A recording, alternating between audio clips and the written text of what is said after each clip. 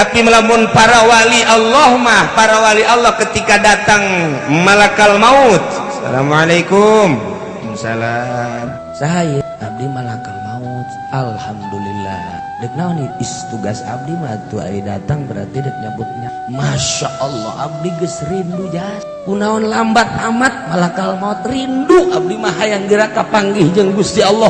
Lantaran tiap waktu sholat ku abdi disebut Allahu Akbar, Allah Maha Agung. Unggal sholat Allahu Akbar, Allah Maha Agung.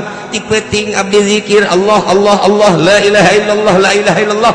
Kuari dek berhadapan jeung ku abdi disebut-sebut malakal maut, cepet ulah diingkekeun deui. Para wali mah kos kitu. Ketika datang ke Haji Sadar, assalamualaikum, saya abdi malakal maut. Ah sok sembarangan bah, lah main-main ih. Cek malakal maut pan ngaranna Sadar, ngaran doang, hate mah encan sadar.